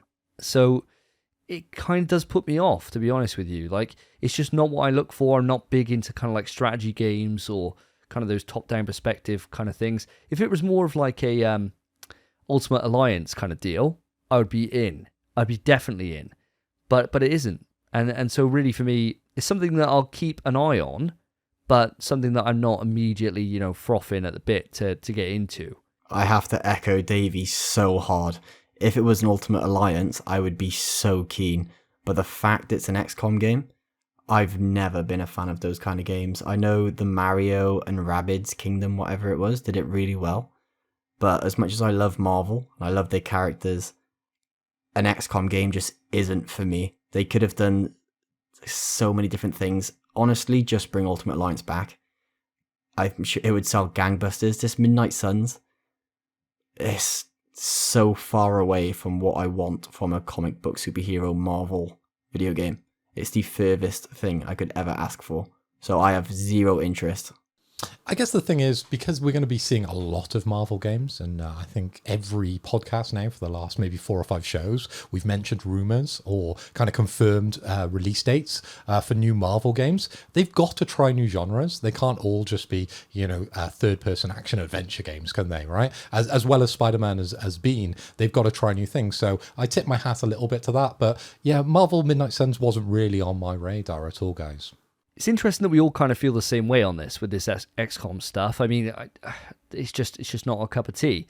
But with the Marvel and Disney Game Showcase that's been announced for September the 9th that you read out about earlier, Phil, gives us a chance here to get some new games and new releases for things that we just haven't heard about. I honestly don't understand why they don't bring back Ultimate Alliance and they don't bring back MVC. Like Marvel vs. Capcom and Ultimate Alliance, they're just 2 blank checks that you can just put out and they will make bank. I mean, is there anything from that showcase that you're kind of anticipating or you're hoping that you'd see come the light of day? Bro, literally exactly what you said. Ultimate Alliance, MVC, I would be so keen, but there's a blatant reason as to why they're not going to happen. And that's that as successful as MVC was, Infinite killed it. It was such a terrible iteration for that franchise. And then same thing goes with Ultimate Alliance. Ultimate Alliance 1, fantastic, sold loads as well. It was on every platform. Ultimate Alliance 2, I don't think it did particularly well. It might have done, but it definitely didn't reach the numbers that the first game achieved. I can't imagine they probably will revisit it, or at least have a new iteration of it. Maybe a different top-down fighting kind of game, like they did with Ultimate Alliance, but maybe just a different IP, make it new. Didn't they have a version that released exclusively on Switch, like not that long ago for Ultimate Alliance? I'm sure it was like a couple of years back that they did one and it was only on Switch. I could be wrong on this, But something in my head is pinging that does exist. I don't know if anyone wants to fact check that. No, you're right. 100% you're right. It was on the Switch exclusively. It was Marvel Ultimate Alliance 3, The Black Order. And that obviously must have happened. I've never heard anything about it, ever. But that might just be because it was exclusively on the Switch, not because it's a bad game. It's rated quite high, I think. It's a weird one, though, isn't it? That they didn't ever bring that to anywhere else. I mean, it could have been an exclusivity deal, and they think, yeah, let's just tie up whatever we can, like Sony and PlayStation have got Spidey. Let's just get anything we can get our mitts on, right? Like everyone's doing. I think with the fact that Marvel have been very open with their franchises at the moment, we've been talking, like you said, last couple of episodes we talked about a Doctor Strange game, a Black Panther game, all these different things. The potential for this showcase could go anywhere. Because I think if we know about these, or these things are rumoured, think how many other conversations Marvel have had with different places that are like, yeah, can we take the licenses on for this? And if Capcom putting the right foot forward, which they have been for quite a while now, especially with the series that can't be mentioned, and with Street Fighter, with the way that Street Fighter 5 has turned out, and now Street Fighter 6 looks to be really incredible, there's a high chance here that Capcom could very much just come out of nowhere and say, look, let's just either renew the licenses we've got for MVC 2 and 3, or let's just learn from the mistakes we made with Infinite, where we're in our bad period of fighting games. SF5 had a really rocky launch as well and didn't perform well. We've licked our wounds, we've learned from it, and let's come out strong. Who knows? I for one am excited about going into this event. I really, really am. I'll be watching this with close eyes for damn sure. Do you really think Capcom would show off kind of Marvel vs. Capcom this soon? Especially if it was a new iteration, because they're just showing off Street Fighter 6 now. Would they want it? I understand it's success to them either way, but would they want it to compete, or would they wait until maybe a year or two after Street Fighter 6 is released? I think all you have to do is, like Street Fighter 6 now, there's new content pretty much daily going out on Twitter. Like different combo routes, different things they're showing, the way that moves kind of interact with each other. Every single day I seem to be seeing a new clip that they're showing. They got a lot of confidence in that game, and that shows because they've been really open with it. All they have to do with MVC is literally just say, MVC4 in active development. And that is it. That's all they need to do. They don't need to do anything else. We can see it then next year or the year after. But just to know it's being worked on and it be called UMVC4 or just MVC4, so they just skip Infinite like as if it never happened, it was just Bad Dream, that would be the perfect result for me. And I think they could do that with no effort at all. And it would set the internet on fire. As much as I agree with you, I think they'd learn from the mistakes of others. Whereas obviously Sony did that with God of War Ragnarok, and they showed Ragnarok, and then it kind of just, everyone's like, well, where is it? You announced this ages ago to come out this year. Where is it? And Capcom have never really been the kind of developer or publisher to do that. Even when they showed the game that couldn't be mentioned for, which was rumored for ages, it wasn't just this is in development. It was like full on kind of gameplay. It was altered camera gameplay and stuff. But I think they'd wait until they kind of have some meat on the bones to kind of show anything. My 2 cents on this is if they came out and sort of announced that it was an active development and they didn't give a date, that's completely fine. And it's something that we've spoke about, I think, multiple times on this podcast. We don't like it when they give a date and they knock it back and they knock it back and they knock it back. It'd be better if they just say, it is coming, it is something we're working on, let's be truthful about it. Because as a consumer, it's better to know they're working on it than to find out through some sort of leak or, some hack where we actually find out that they're making it and they didn't tell us or something like that. Let's be kept up to date with what these guys are doing. And definitely, it would ruin the internet if we knew the next one was coming out. I have looked up a little bit about Marvel Ultimate Alliance 3, The Black Order. And I think the reason was that it didn't come out cross-platform was that it was published by Nintendo, opposed to Activision, which was 1 and 2. So that'd be the reason why we didn't see it on PlayStation or Xbox, if there's any Xbox listeners. I know people love when Lewis is on the show. I'm sure we get a bit of bleed from the Xbox crowd now and again. Well, there you go. Interesting stuff. And that clears up that one. Be interesting to see what we see on September 9th. Okay, sticking on the fighting game theme, Davey, I've got one more for you. And unfortunately, I don't believe this one was one of the main fighting tournaments at EVO, maybe just a side tournament. But I'm talking about a much-loved game that me and you played a fair bit back in the day. I think Spencer did a bit. Injustice. I want to hear your best Joker impression. I don't think I've ever done an impression of Joker in my life. Especially not like from Injustice. Like, I could probably do a Heath Ledger impression. But, fuck does Joker say? He just gets his fucking chest caved in by soups. Alright. Okay, let's just go for it. Let me tell you how I got these scars. So, that's a Dark Knight one for you. Looks like I couldn't think of anything that he actually says. Quick news! Watch out, Joker! This one looks kinda tough. Really? I think you underestimate me. You guys know how much I love survival horror. Turns out the granddaddy, the originator of the genre, Alone in the Dark, is returning. Now, this was rumoured and seemingly came out like the next day after the rumours. It was wild. But this is what the PlayStation blog post says, and I'm going to go off on this because I think it would give some much needed context for those that haven't ever heard of Alone in the Dark. So this is directly reading from PlayStation blog. Experience the franchise that defined the survival horror genre and paved the way for classics like The Game That Can't Be Mentioned and Silent Hill. Yes, we're delighted to let you know that the reimagining of Alone in the Dark is coming to PlayStation 5. A technical marvel when it first launched in 1992, Alone in the Dark set the standards for immersive horror adventures to come. Developer Pieces Interactive is returning to the franchise's roots in terms of setting, while updating and reimagining the game for a new generation of players.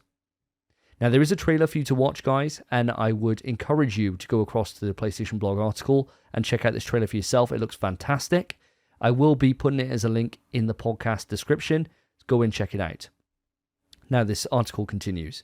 To do justice to such a seminal title in video game history, we're proud to say there is a stellar lineup of talent involved. Developers Pieces Interactive is a mix of hot new talent and seasoned veteran developers. An engaging story has been created by Michael Hedberg, who's cult horror writer of Soma and Amnesia: The Dark Descent, both great games. Some of the most acclaimed narrative horror experiences in the last decade.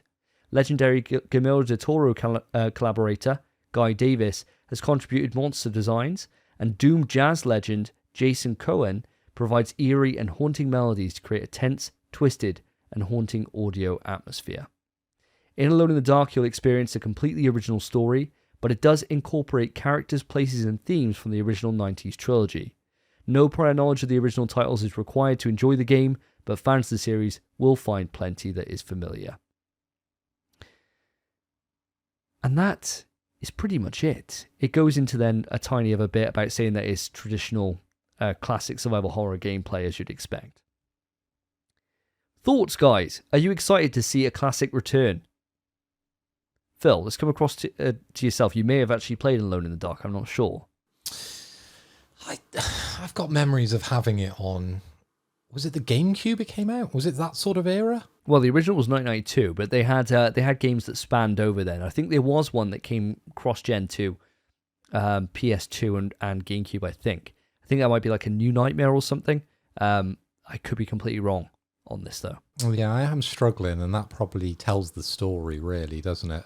That maybe at that age, I was still shitting myself over the series that couldn't be mentioned, and I had skipped Alone in the Dark. So, but I do love survival horror games, so, you know, having that come back definitely is a positive for me, and it would be something that I would be looking into a little bit. I'm not saying it's, you know, take my money right now, but if it is coming back, it'd be definitely on my radar and something I'll be interested in.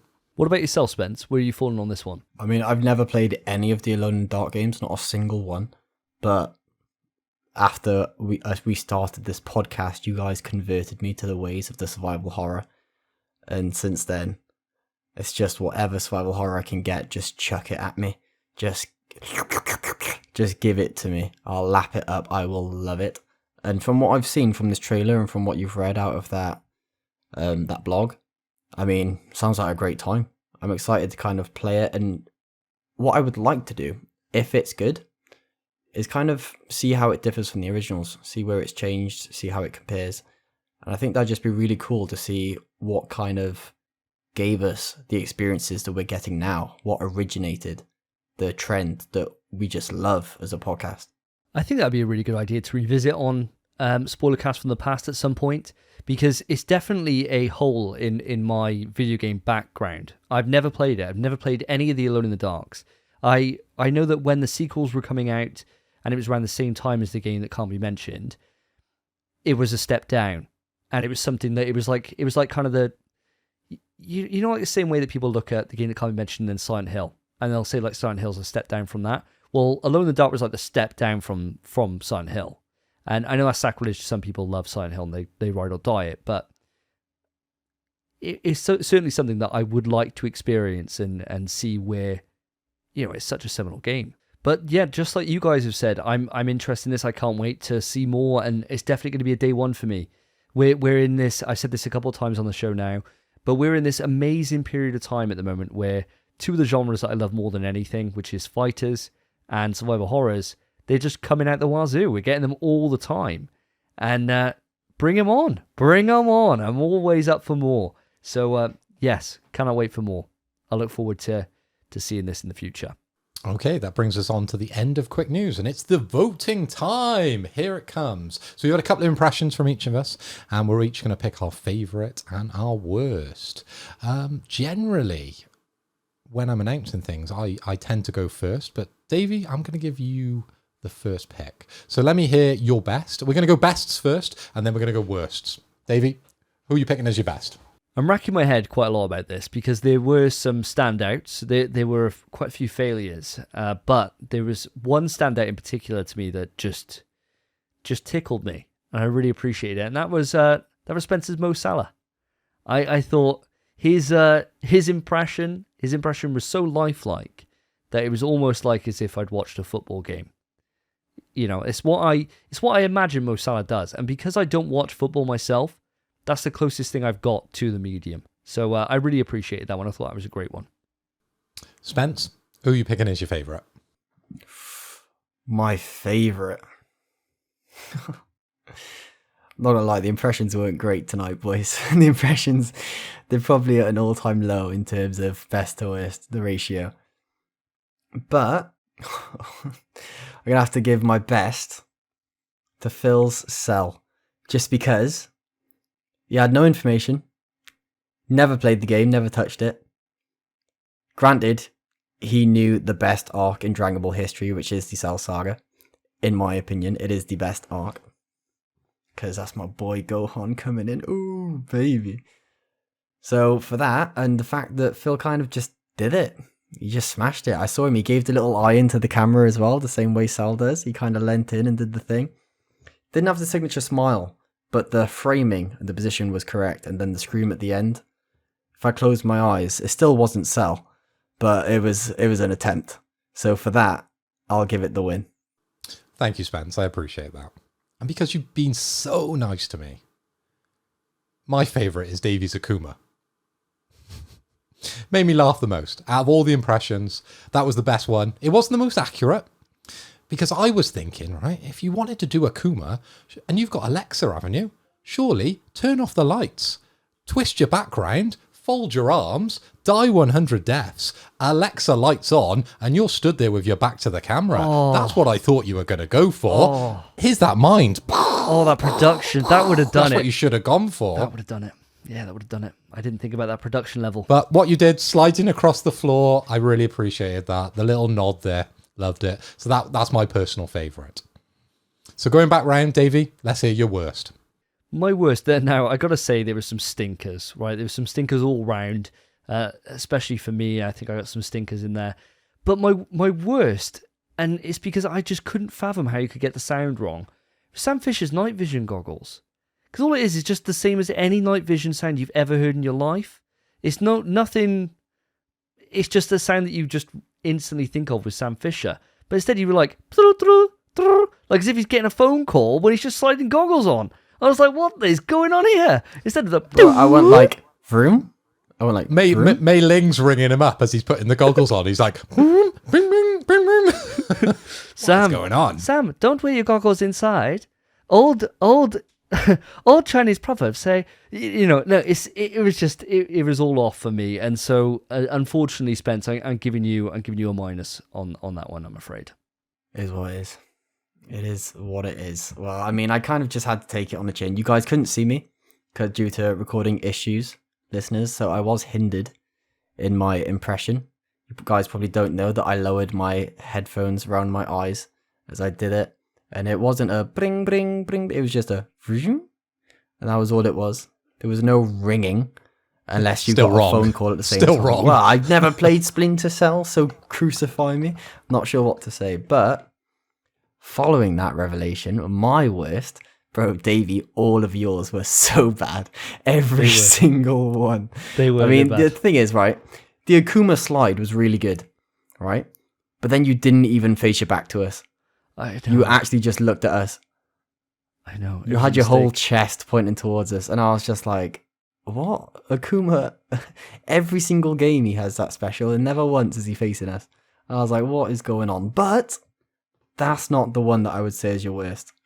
I'd say it's kind of a tie. I'll give it to Terry, because that was 100% Fox McCloud. Easily Fox It McCloud. was. And then It you definitely just was. kind of scrambled in an attempt to save it. You were just like, Buster Wolf, just saying all this. Also, your Joker impression, you could have you messed up the quote. And the most infamous quote is why so serious? That's the infamous one. Oh, that's a good impression. Always That. everywhere. That's a great impression. I'm going to make sure I never give you that one ever. It's already taken now. You got to say it like you got phlegm in your mouth. That's how he does it. But bro, that Terry, I had such high hopes. You had the prop there ready. I had to tell you had a prop. Dude, You let me my down. own. Do you know, I let myself down as well. And I gotta say, Terry is one of my two dual mains on Smash. But it's been such a long time since I played Smash now that I just couldn't really think. I just had this moment where I was like, God, it's been 7 months since I've properly played it. I can't think about it. And I let myself down on that one. Definitely. I can see your rationale. Guys. What have you done? You have left me with all the power. So at the moment, as it stands, Dave, you've got a -1 for Terry and a +1 for Akuma. Spence, you've got a +1 for Mohamed Salah. Still makes me laugh. And a -1 for Sam Fisher's goggles. So who am I going to bring the sword down on? And I think, sorry, Davey, it's going to be you. That Joker impression. I think you were embarrassed to do it. I don't know why. You're a big DC guy. You're a big Marvel guy. You love comic books. You're brought up on this shit. And you embarrassed yourself. That was not a strong impression. In fact, I think that's your worst impression you've ever done. So you've got to take the shot. I'm sorry, son. That's completely fair. That's completely fair. I'll roll that into episode 50 and take my punishment. I honestly, guys, I was easily the worst today. I didn't show up. It was, I don't know what it was. It was performance anxiety, which is something I never really struggle with in any shape or form, but it was in full swing today. I promise you, listeners, I'll make it up for episode 50. Let's move on to the topics. Stop.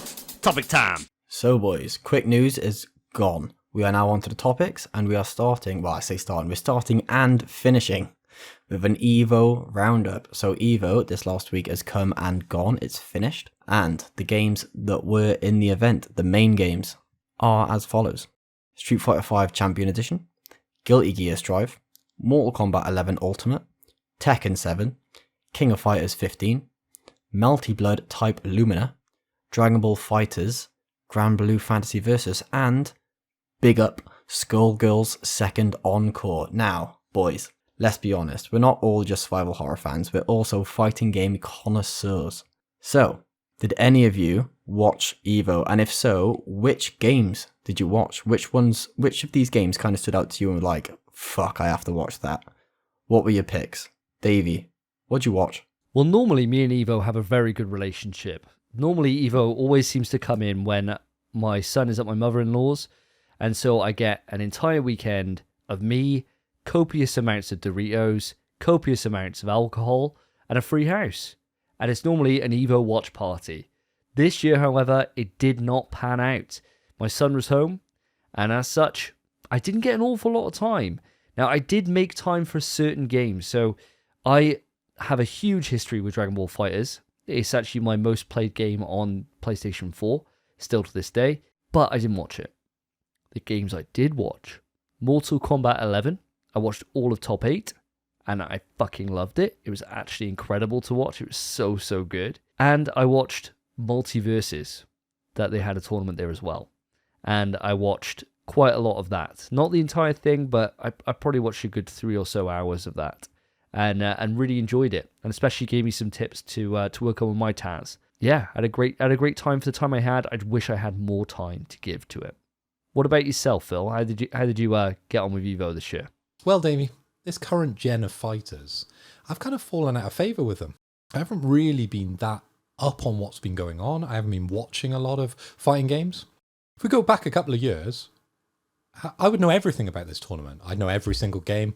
I'd know all the competitors. Well, not all the competitors. I would know all the top 10s of the tournaments. I would know who won. I would know all about the characters, and I'd be hype on it. I would be watching it live.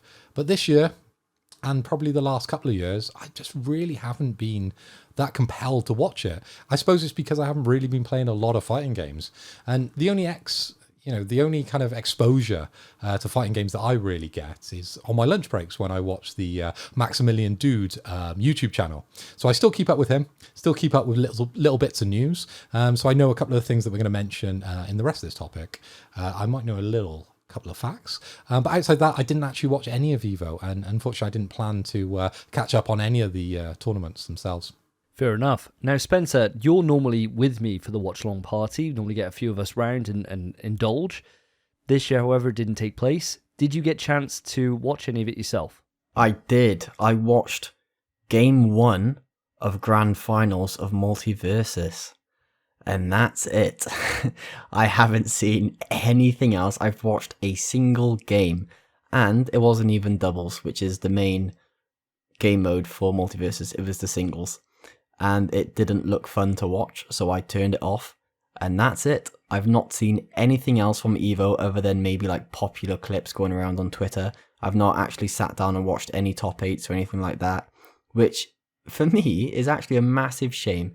I think the big thing that kind of hindered me from watching EVO this year is just the fact that Smash Ultimate, my main fighting party game, whatever you want to call it, it wasn't there.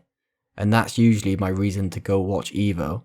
And then whilst I'm watching that, I'll think, what other games have they got? And I'll watch Mortal Kombat, watch Injustice. The one year you and I watched Injustice 2, bro. Oh my god, it was the sickest EVO I've ever seen. It was phenomenal. But this year, EVO just didn't have that pull that it usually does. I'm not sure if it's the timing or if it's the lineup or what it was, but I just didn't feel invested enough to watch any of it. I think what Phil said is really quite true for all of us at the moment. We're all kind of sitting there wanting to get into a fighting game, but then very conscious that Street Fighter 6 is on the horizon. And because of that, none of us want to get too invested in anything else because we're trying to save ourselves for SF6. I can really vibe with what you guys are saying on this because I mean, Mortal Kombat to me, I love watching, NRS fighters. They're like my favorite thing to watch, talking about Injustice. And Mortal Kombat is exactly the same. They're just exceptional games to watch. They're just really, really fun. And I understand them. And I suppose that is also what kind of drives it on. But with us not being, ride or die on a lot of these games at the moment, the draw isn't as much because you can't understand the minutiae that goes into what makes these moments so hype. And last year I did watch Tekken 7. I actually did watch it and it was great. I really enjoyed it. But I didn't feel that pull, like Phil was saying and what you said, Spence, to go in and really sample, Skullgirls or anything like that. Like maybe I would have done if I was 20 beers deep. You know, for me, the games that would have really got me to watch would be games such as like Killer Instinct or Marvel vs. Capcom or Smash, right? These are the games that I understand to a certain level. And, well, maybe not Killer Instinct, but that game is so flashy to watch and it's so enjoyable to watch, right? There's so many hype moments in it. And then probably, you know, the original Street Fighter 4 that we spent a lot of time in. If that was still being played there in one of the major tournaments, I would have watched along with some of that because I would have known what was going on. Yeah, it's a really good point. When I'm thinking about what I would like to have seen there, Injustice is the easy pull for me. Injustice 2, I'll watch every single thing I can. It wasn't long, actually, that I was watching Tweedy. He was entering a couple of online tournaments, and they're just amazing to watch. And it's just got so many hype, like, comebacks and so many rivalries in that scene that seeing a lot of people go back to it now and it start to get a little bit of a following again would be super hype. You know, I'd love that. Either that or Melee or MVC. Like, because they're flashy as hell. They're really, really fun, fast-paced fighters. And that's why I really enjoy MVC, which I'm really shit at, but really want to get good. And Melee, which I would never play because I respect my hands too much. But the stuff that people can do on this game that has some of the worst movement I've ever seen in my life as a base level, and they make it look so fluid, just always blows my mind. Yeah, that would have got me in a little bit more, I think. But time is more the issue this year rather than anything else for me. So, boys, clearly this wasn't the EVO we kind of wanted this year. However, even though we might not have watched as much as we usually would, there were still some big things to come this year. And I'm not talking about the top 8s, the grand finals, the upsets. I'm talking about reveals, news, the kind of things that they show and you're kind of like, ooh, no way. Maybe this EVO was shit, but next year, oh my god, next year is going to be sick. So there was quite a lot of announcements this EVO, and I'll list off a few of them and see what you boys think about these. Samurai Showdown, originally released in 2019, will be getting rollback netcode for online around spring 2023. However, there are also more games getting rollback, and those games, big games. Dragon Ball FighterZ. Jesus, Davey, I bet you're frothing. I bet you're going to jump straight back on that, build up your hours even more so. Bet you're well excited. Persona 4 Arena Ultimax. That game's been out for years. I know they released it again recently. It's getting rollback. I never would have expected. Aside from rollback, also, Guilty Gear Strive is getting crossplay. That's huge. King of Fighters 15 is getting crossplay as well. But boys, this isn't a netcode conversation. There's more news to follow. Oh my god, aren't we spoiled? New fight sticks have been announced. There's a new Quamba Titan. The upcoming arcade stick comes with a solid frame and easy access to all the essential functions. It's compatible with the PS5, PS4 and PC. The Victrix Pro FS and Pro FS 12 arcade fight sticks were revealed, and they are officially licensed for PlayStation. And you thought fight sticks was the big seller. How about an entire fucking arcade cabinet, boys? Arcade 1UP will be adding a Marvel vs. Capcom 2 cabinet to its home arcade line. It will include a total of 8 games, and pre-orders for the cabinet will open on 8th of September 2022 for $599.99 United States dollars. The cabinet will feature crossplay. Oh my god, we don't know about rollback yet, but crossplay, come on, that's huge. With certain other cabinets depending on the game, and will also support online play. The games are as follows: Marvel vs. Capcom 2, Marvel vs. Capcom, Marvel Superheroes vs. Street Fighter, X-Men vs. Street Fighter, Marvel Superheroes, X-Men Children of Atom, X-Men Mutant Apocalypse, and Marvel Superheroes in War of the Gems. Also, boys, that's right, I'm not fucking finished there. We're still going. Legends never die. After more than 20 years, Fatal Fury / Garrow is coming back. Finally, the long-awaited sequel has been greenlit. Also, boys, Capcom, oh my god, Street Fighter 6. Capcom have shown 2 new fighters of Street Fighter 6, being Jury and Kimberly. Oh my god, boys, what a lot. I'm not finished there. Tekken 8 has been teased. Oh my god. Boys, did we watch a tournament or a showcase. What is going on? But can we, as a podcast, can we just wrap our heads around this? How do you feel about this insane amount of news that we've got from this event? Sure, the games lineup might have been a bit weak, but the news, by God. The news was incredible. I mean, every single day I was popping off over something. Every single day of the tournament, there was some news, and it was like, you know, like that moment when you're just before E3 or something, and you're like, oh, I can't wait to see this. I hope this is there. It was like that, but on a daily basis for 3 days. It was lush. It was absolutely lush. Like every morning I wake up, check Twitter, I'd be like, holy shit. You know, Dragon Ball FighterZ getting fucking rollback finally. It's like, oh my God, this is insane. The fight sticks, of course, we had this conversation a couple of weeks back where we were talking about different fight sticks we wanted to go on to, and were we excited to see potentially new ones enter the space. Quamba's a phenomenal brand. That's a great choice for you guys. If you haven't got a stick ready for this generation, get on it straight away and have a little look. The thing that blew my tits off, there were two things that were shown here.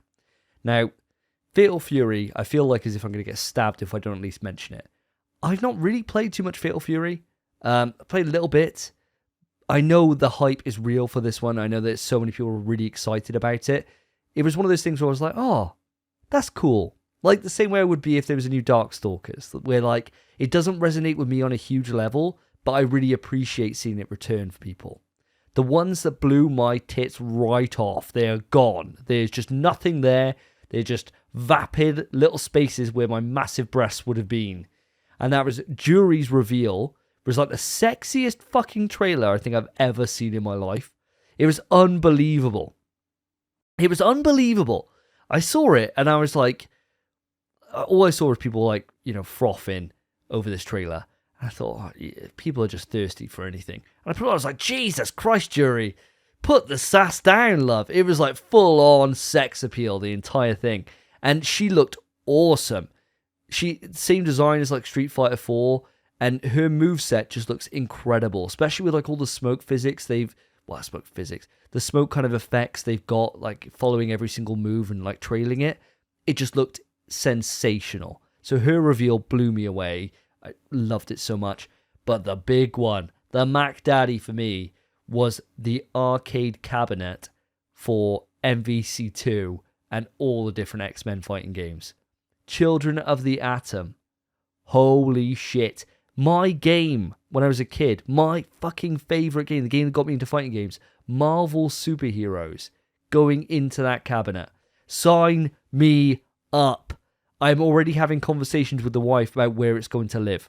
And she said that it ain't happening. But it will, lads. It will. I don't know how I'm going to make it work. I'm going to make it work. I don't know what I have to buy her. It's going to be the most expensive cabinet known to man, so I have to buy her a fucking handbag or something to get this in my room. But it will be here. I can promise you that. Sign me up. That was so hype. I couldn't believe it. It just looks so sexy. But yeah, that's about it for me, lads. Phil, mate, I mean, it's hard to follow Davey with his levels, I understand.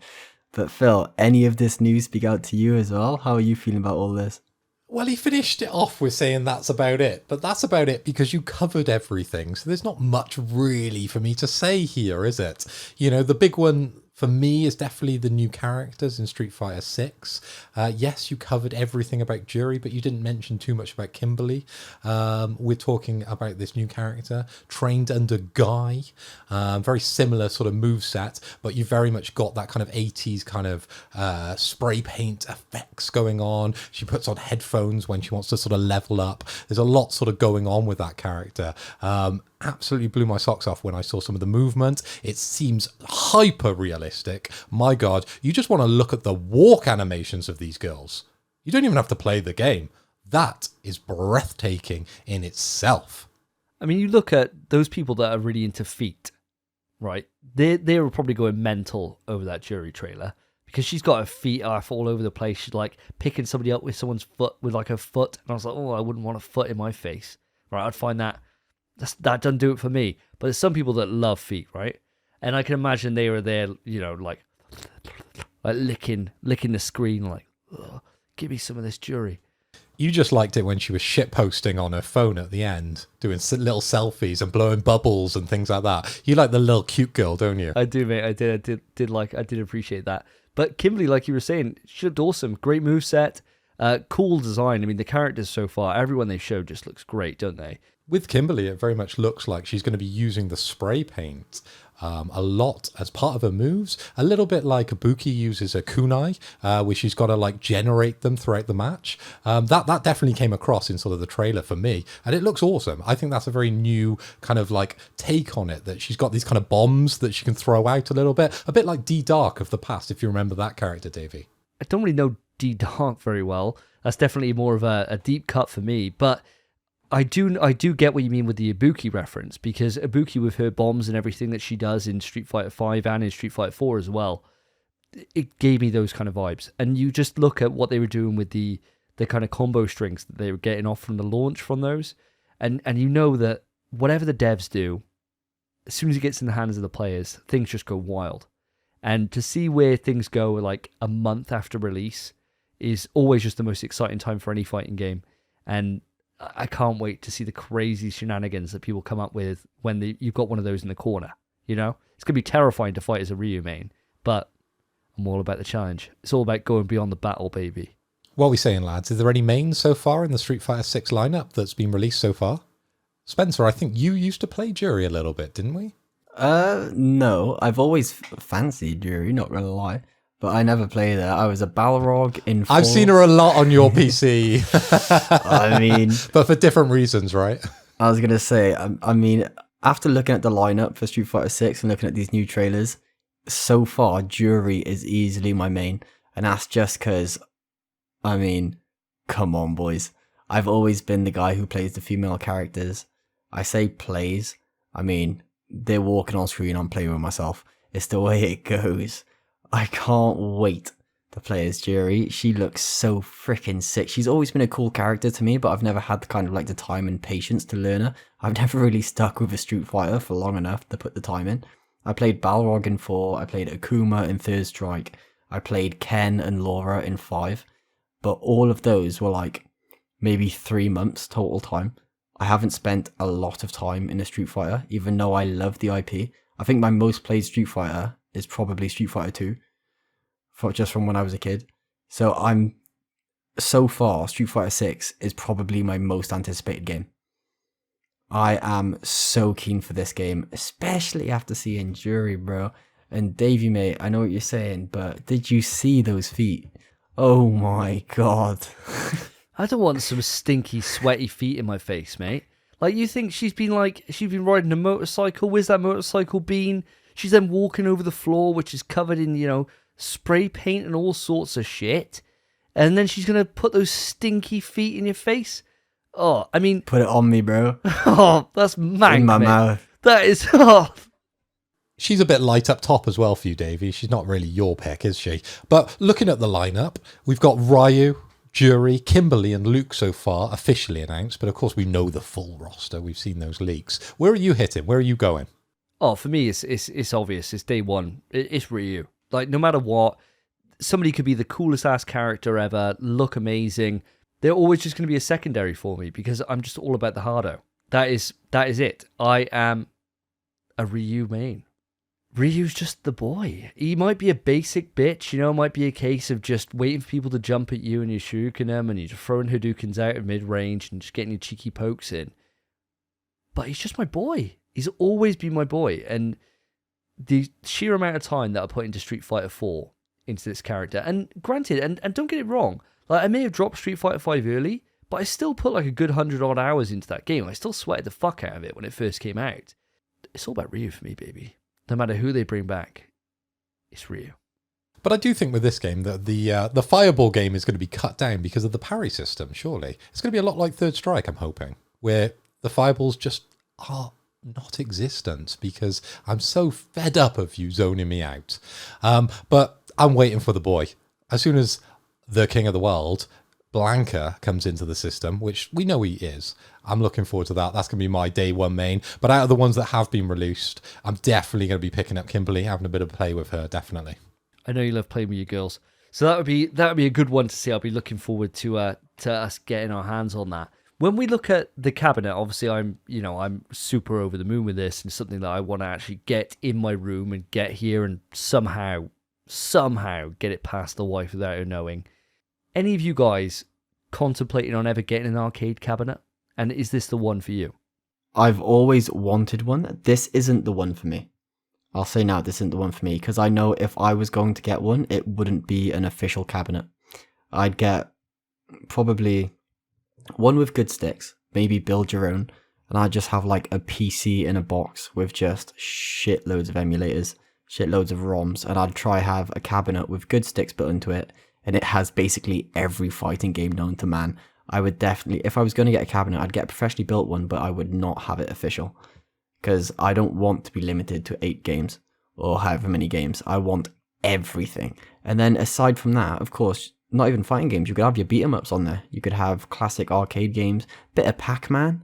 Jesus, I'd love a Pac-Man cabinet. And then if I could play Street Fighter on there as well, phenomenal. There are also cabinets that are just like main game cabinets. There are cabinets that exist for Street Fighter 4. I'd love to have those as well. Just sounds like a great time.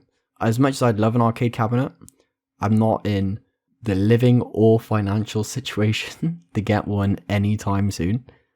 But I know at some point in my life, God, I would just love to have one. They're just such a nice thing to own. I mean, imagine you're having a drink night with the boys. You're like, what should we do, lads? Yeah, I got MVC 2 in my room. To like, what on? Like, on PS, on, what on? You're like, cabinet.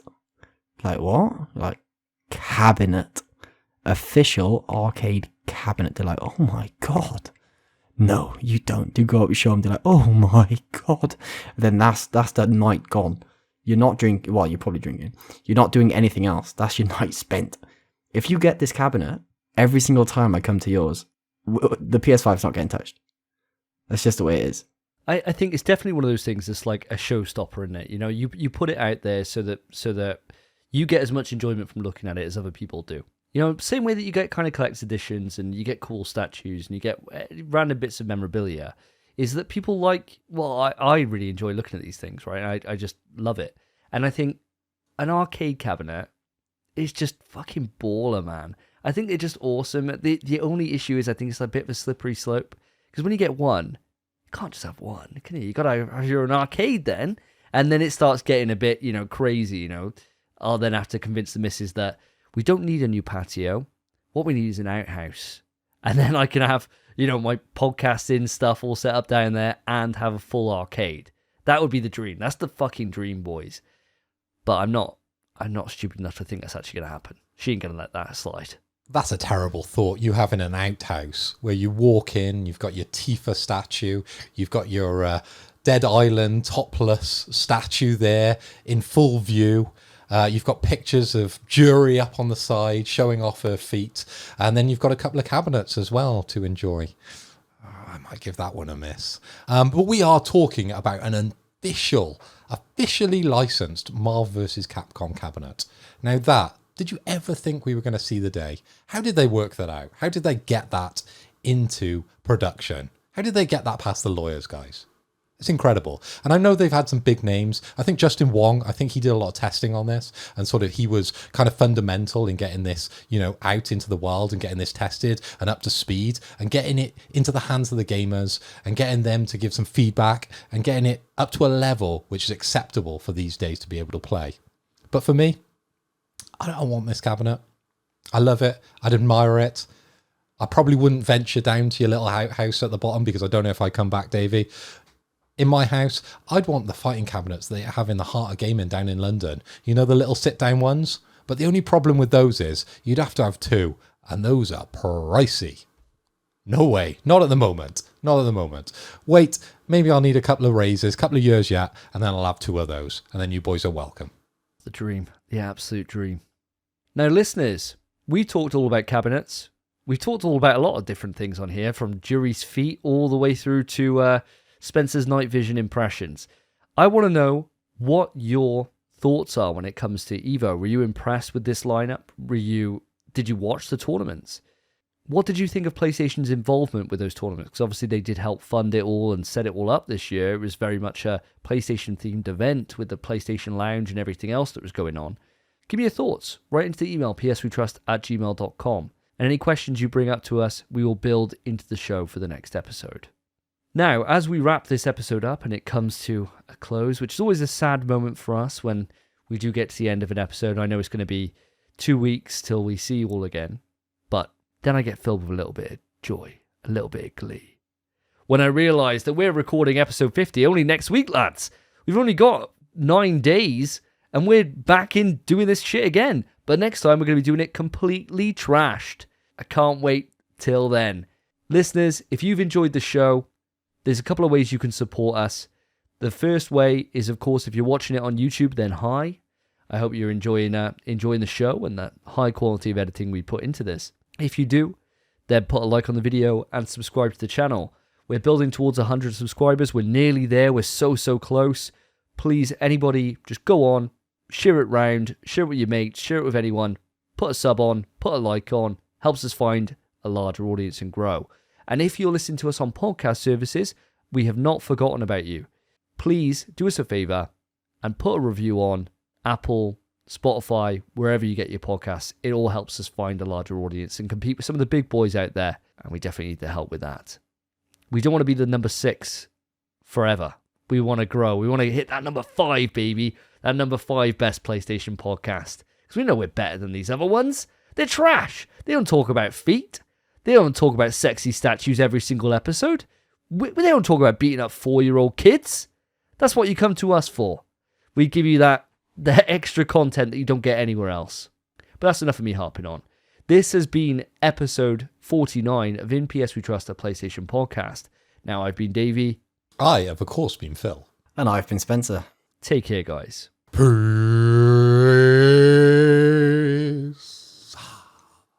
InPSwetrust is hosted by Davey, Phil, and Spencer. You can write into the show via our email, pswetrust@gmail.com. Our Twitter is @InPSwetrust. To find each of us online, follow our Twitters, @SSJDavey, @PhilipHoy, @SpenPie_. Thank you for listening. Take care of yourselves, take care of each other. See ya.